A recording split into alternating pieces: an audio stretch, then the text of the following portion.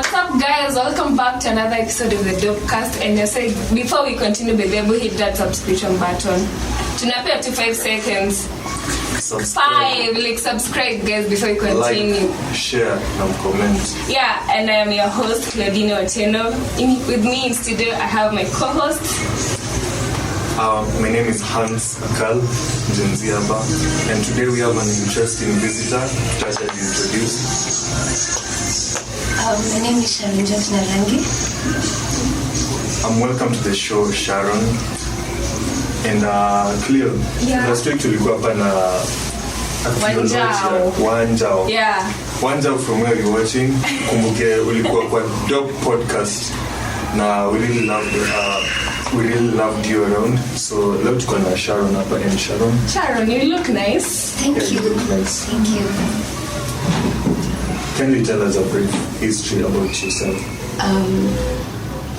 Okay. For people who don't know you, Okay. someone who's watching for the first time. I love introducing myself as a caterpillar evolving into a butterfly. So Sharon is a caterpillar who is evolving into a butterfly, and this caterpillar went to the Williams Girls High School. Yeah. And from there she transitioned into the University of Nairobi, and that is where the metamorphosis process is taking place at. Metamorphosis, sisi kidogo tulisahau biology, but watu wanasemaga sindio, hata amesahau na amesahau kusema the Nairobi University. Lakini watu wa Bungoma High School pia atakani uko ndani. Mwenye sana simanga ati akunanga mtu mwenye kana kiburi kama mwenye alienda Alliance na mwenye akaenda Nairobi University. Do you have that kiburi? You know, very humble. Me, I know someone who had kiburi imefika huku juu. Let's still talk about it. But tell us, why do people feel? You know, every school comes with its pride. Oh, okay. So mtu kama leo mwenye alienda Bungoma kona pride. Like sports. Kama wa Bungoma ningesema sports. Bungoma High School has been known for rugby. Yeah. So mainly rugby. Alliance major ni kusoma. Mongo. But you guys always producing students during KCSE. And all-rounded students. It's not all about studying. Yeah. Are you all-rounded? Yes, definitely. Yes.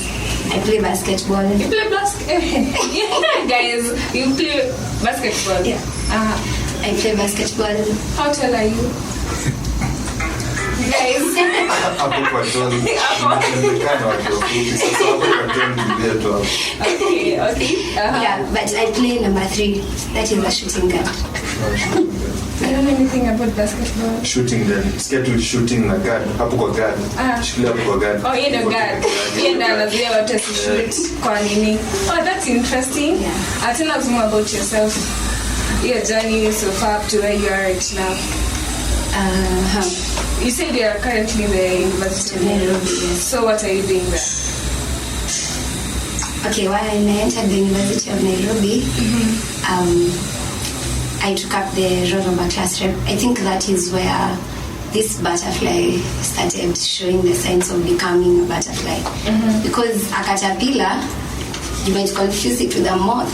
Yeah. Butterfly. So that is I think I started seeing the colors coming out. And from there, you know, as a class rep in a university, there's some influence you gain if you have good relational activities, or whatever you're involved in helps you to get that influence that can take you somewhere else. And from there, that is where I met several people who have done a lot of inputting into my life, and that is how I have become a vice chairperson in the university. Oh, vice chairperson. Oh wow, that's nice. I feel like you enclosed something about your university, your course. Okay. Restricted the course. Unless I want to move class. So I took law. I pursue, and we don't take courses. We pursue.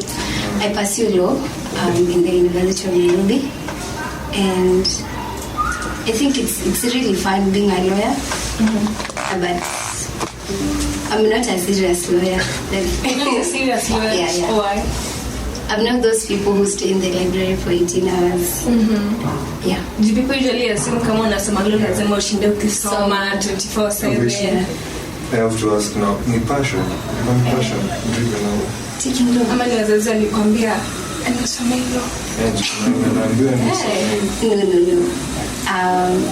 I was to take medicine. You see, when you go to Alliance. Oh, okay.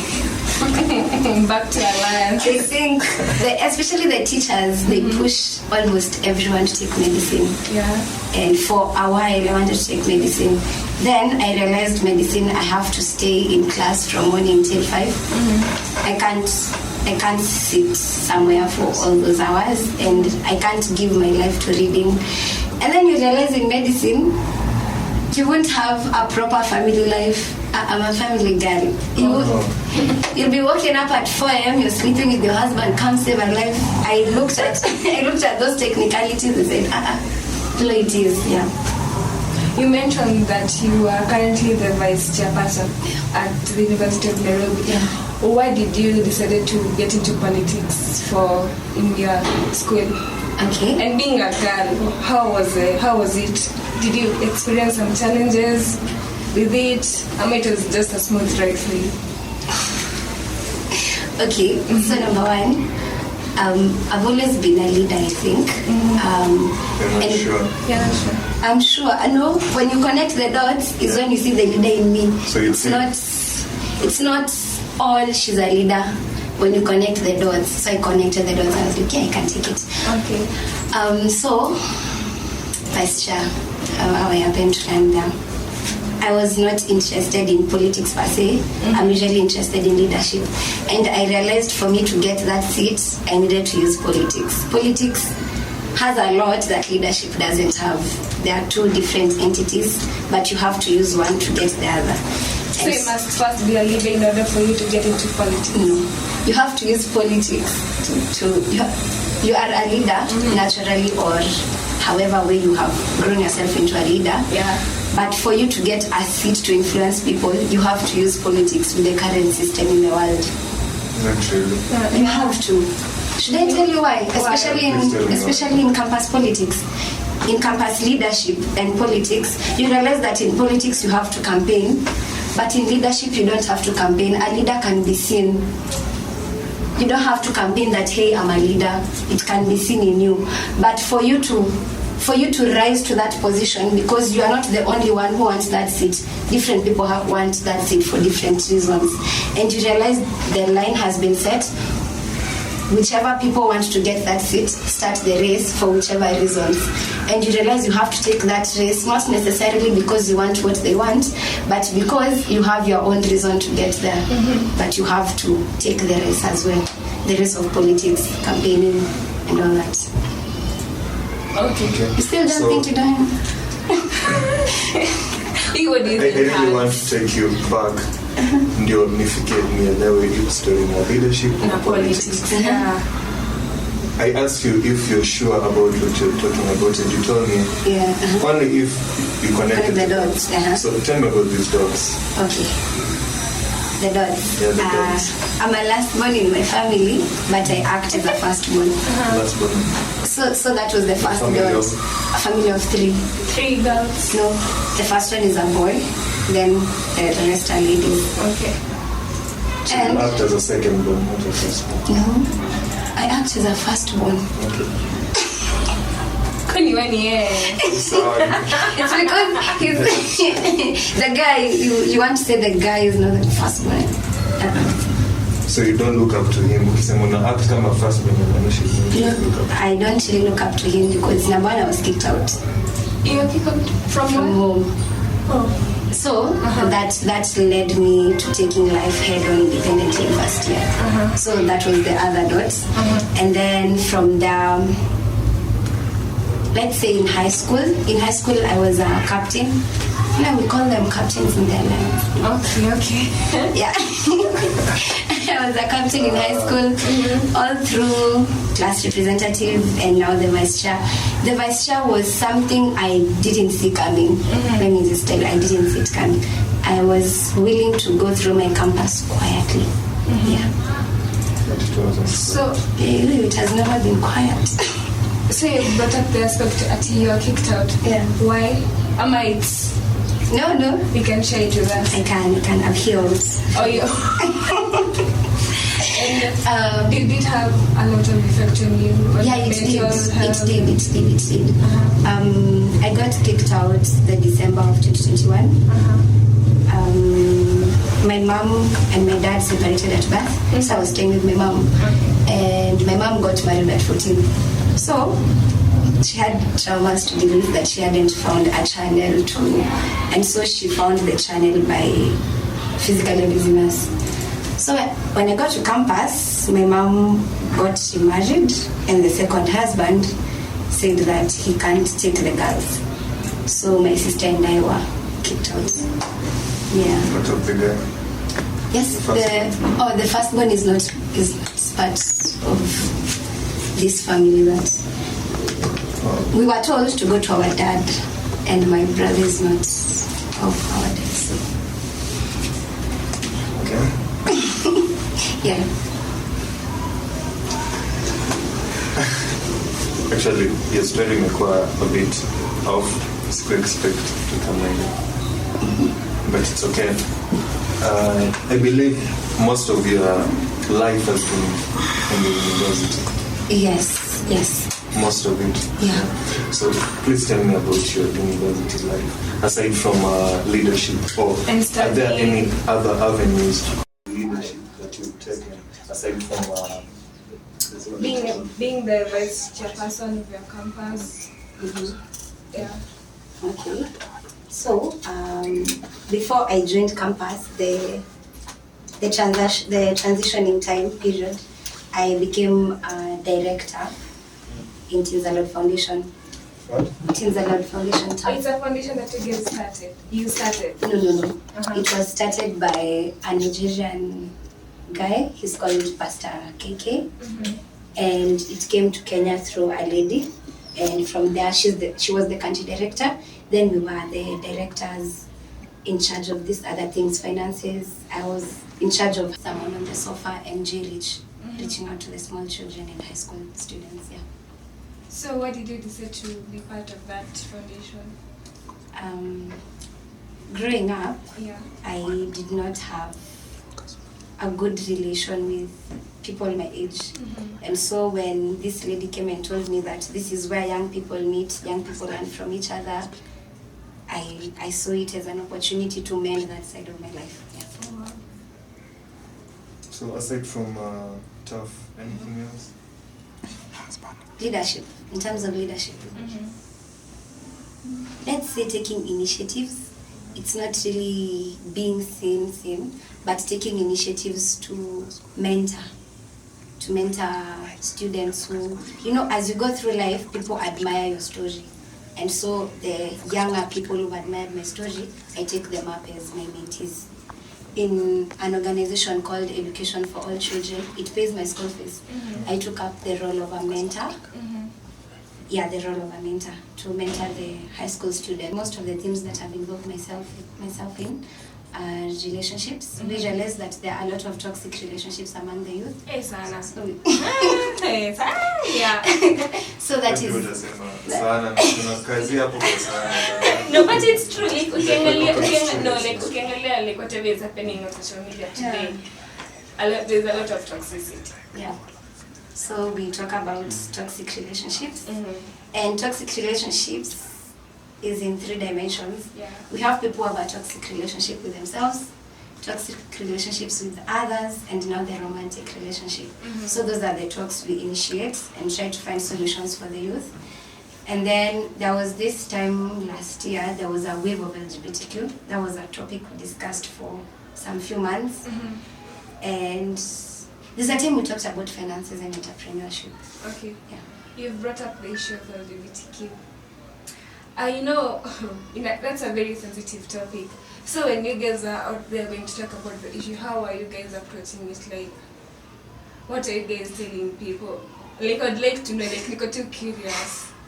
People usually don't like talking about that. Yeah.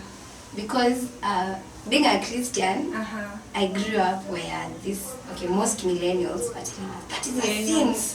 That is a sin. If you find someone doing that, rebuke. Yeah. So you realize growing up, there's the aspect of understanding someone. People don't just do things. That is something people don't understand. People just don't do things. There's what drives someone to do something.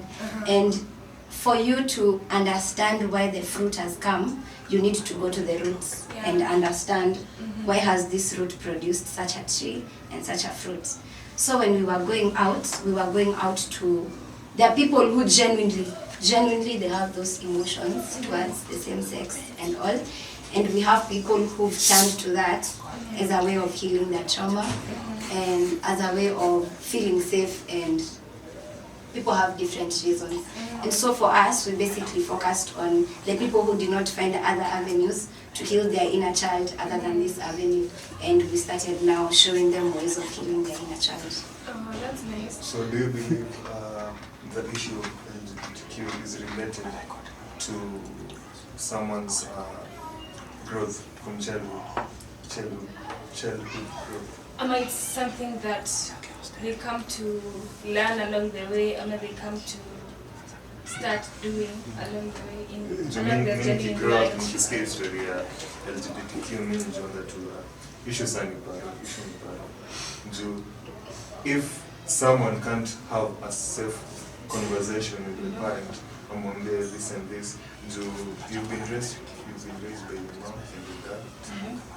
Unless kama ni single parenthood, but most who umekuwa raised kujua it's father and mother. Yeah. But sasa ukifika at a certain age you're like, the lady. So you're a lady and you're like, no, I'm interested in the lady. You're a guy and you're like, I'm interested in the guy. So what do you think about, is it the parents or? I think I have a lot of experience in it because I've talked to a lot of students on it. You find that during high school is when these things start cropping up. Yeah, true. Yeah, you realize that most many cases any rumors just start spreading. Yeah. So you realize from home, true love, I don't think most homes offer true love from the heart. Yeah. And when you go somewhere and you find something that tastes sweeter than what you're used to, it's very quick to take it. Unless your mom and your dad have been very intentional in showing you genuine love, unconditional love. If you go to someone who's offering something better than what you're used to, you'll take it. It's like drugs. It gives you a high and you keep taking it. It's like a high. It makes you feel good. Yeah, and there are some people who have been molested and gone through rape, and they view that inner side has been scarred. And until that picture of a man in their heart is mended, they'll name all men as evil and wicked and decide to be with a lady.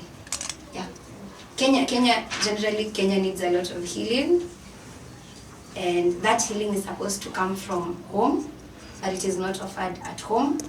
And so they will continue running for something that gives them the idea of healing. Interesting. I think tutakuwa na topic here about how to handle this issue, our parents and everything. Sharon, I think you also mentioned that you participated in a film, a short film. Unaweza tuelezea what was it about? What did you? Oh, you're also an actor. You are. So unaweza tukatia hapa kama uanze kulia. I will cry. They do a short. I would do a short. Yeah.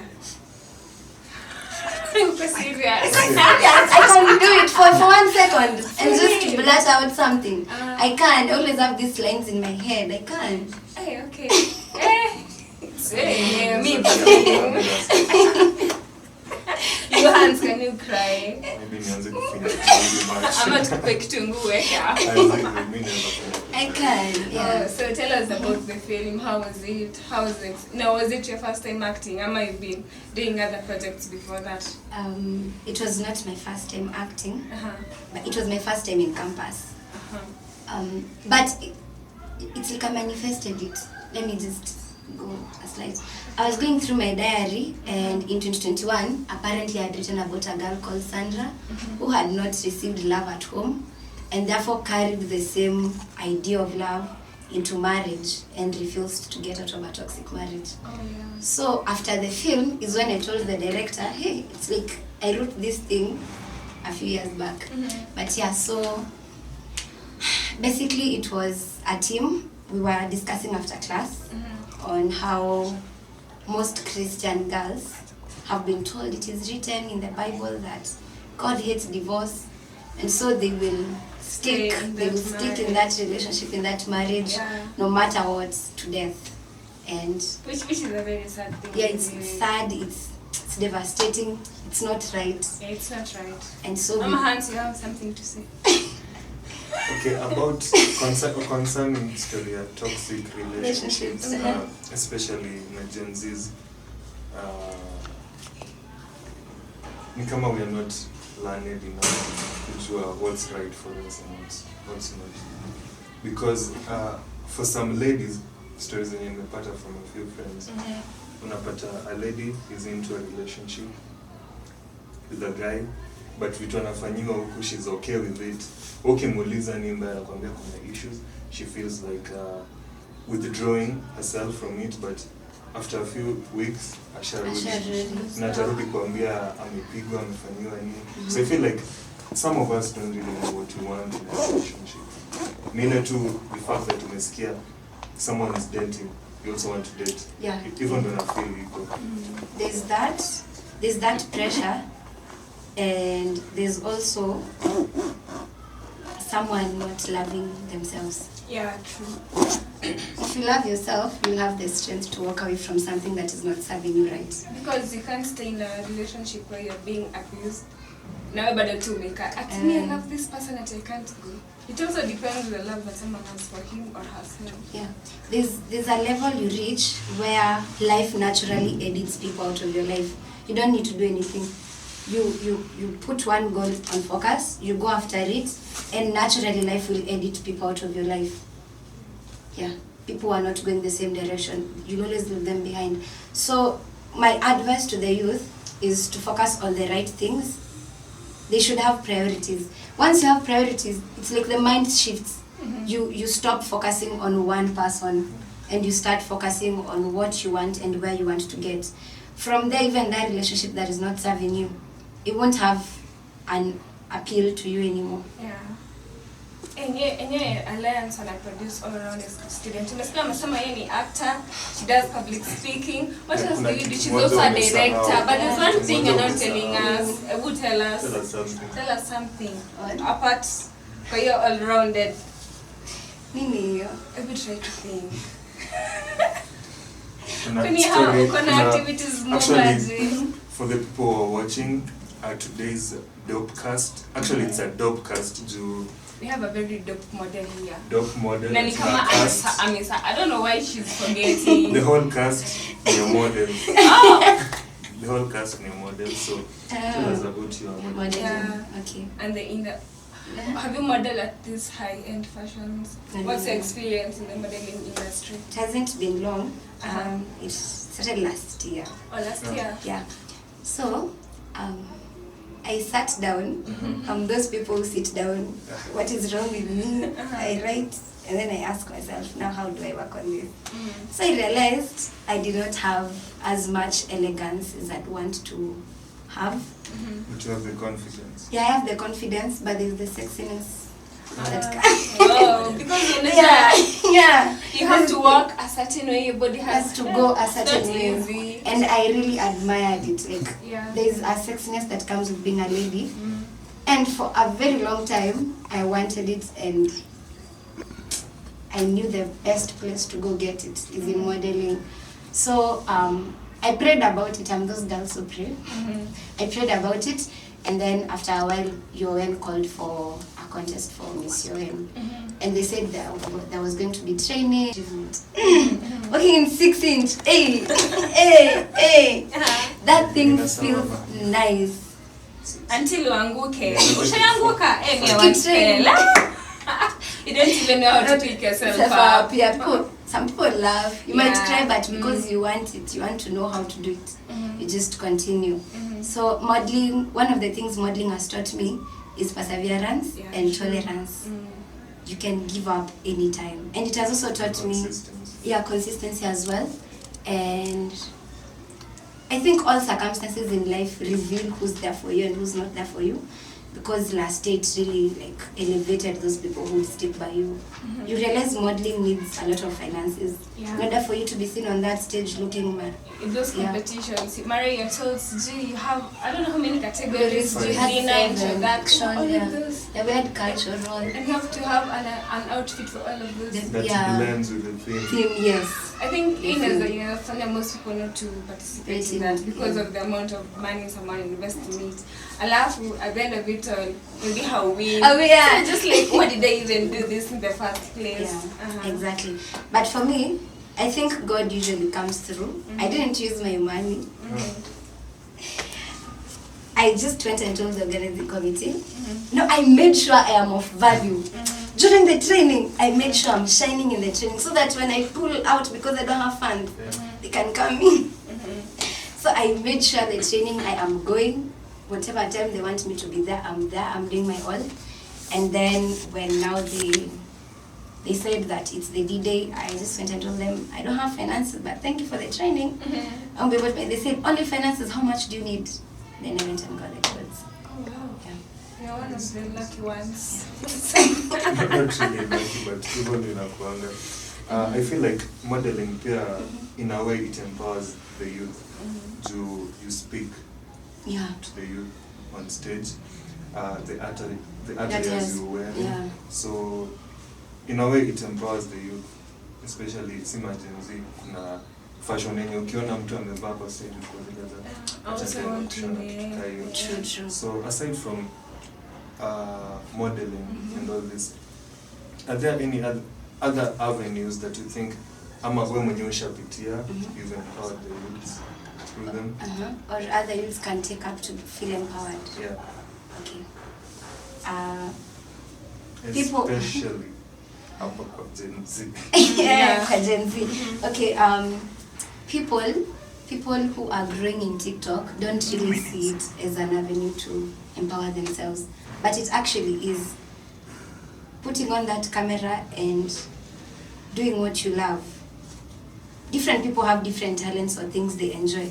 There's some people who enjoy talking, there's some people who enjoy crocheting, there's some people who enjoy making hair. Even those minute things, they can empower someone. You just need an audience. So I think that is one of the avenues someone can use. And social media doesn't have to be somewhere you go scrolling. It can be somewhere you go to earn something. So you can create whatever, even if it's talking. That is the most simplest thing you can do. Even if you're anxious, open that camera, whichever. Hata kama simu ni techno. Mimi nitaenda kuanza. Hadi kulia, uone kuna watu wanalianga TikTok wanapewa pesa. I can't cry. No, maybe when you want to go, maybe you feel bad and then unaenda kufungua simu, you start recording yourself crying. Alafu party, we didn't use the record. Will you start crying again? Actually, I don't know. You can fake it. You can fake the crying. Okay. Yeah, and the other thing, people are really scared. Our generation, ni ya kukaa kwa nyumba. People are very scared to go out and meet people. That is one thing I'd love to encourage. Like, even me, I used to be a lady who's amejifungia. It is something else the youth can take up. Going out there. So for the people who are watching, I'd like you to give them a final word. What I realize we have a really interesting. Your story is so inspiring. Like, for you to be here where you are right now, I believe it has been a journey. Hey, it's been a harsh one. But everything always a good, Romance 28. Okay. So can you the viewers? First one is, no matter what it is, as long as it will add something to you, just do it. As long as at the end of it all you're gaining something, it is rather taking it up than staying idle. And then number 2, life can change in a flip of a second. Right now, if God decides, like life can change, it's always changing. So don't feel sad where you are. Just know life will always change. But in you knowing that, keep moving. Keep doing something. Even if you're at home and you're not feeling okay, journal, that's doing something. Ensure you're doing something. That's it. Wow. Thank you guys so much for tuning in. I hope you guys were inspired. Me personally, I've been inspired a lot. I'm really proud of the progress and where you are right now.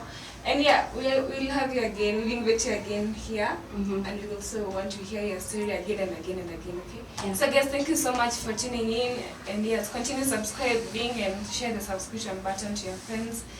Yeah. For the viewers, thank you for connecting.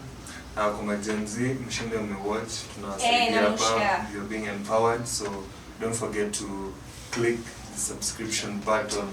Really like, comment, share. If you have a story you want to share with us, just send us. Okay, thank you guys. I don't even know. We also have our social media handles. So I'd like you guys to continue following us. Yeah, we have some new content dropping up soon and vitu moto moto za nyinyi mnapenda. So thank you guys so much.